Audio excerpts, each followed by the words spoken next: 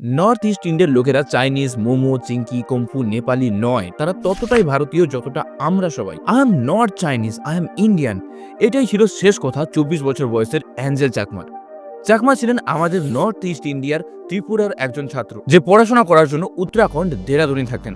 এবং ৯ ডিসেম্বর সে যখন তার ভাইয়ের সাথে বাজারে যায় বাড়ির কিছু জিনিসপত্র কিনতে, তখন একদল নেশাগ্রস্ত গুন্ডা তাকে চাইনিজ বলে অপমান করতে শুরু করে। এবং যখন চাকমা তাদের বলে যে আমি চাইনিজ নয়, আমি ভারতীয়, তখন তারা হিংস্র হয়ে ওঠে এবং রড ও ছুরি দিয়ে তাদের আক্রমণ করতে ওঠে। এবং সেখানে চাকমা ও তার ভাই খুবই আহত হয়ে পড়ে। তারপর চাকমাকে হাসপাতালে নিয়ে যাওয়া হয় এবং হাসপাতালে প্রায় ১৬ দিন মৃত্যুর সাথে লড়াই করার পর ২৫শে ডিসেম্বর সে আমাদের ছেড়ে চলে যায়। কিন্তু কি দোষ ছিল চাকমার যার জন্য তাকে তার প্রাণ হারাতে হলো? শুধু তার মুখের গঠন আমাদের থেকে ভিন্ন ছিল তাই? আরে চাকমা তো শুধু একটা উদাহরণ। এরকম প্রায়শই তাদের চাইনিজ, নেপালি, না জানি কি কি ভাষায় অপমান করা হয়। কিন্তু যখন এই Chinese, Nepali boxing a world champion হয়ে ম্যারি কম হয়ে যায়, তখন সে দেশের মেয়ে হয়ে যায়। যখন এই চাইনিজ, নেপালি গান গেয়ে জুবিন গর্গ হয়ে যায়, তখন তারা দেশের লেজেন্ডারি সিঙ্গার হয়ে যায়।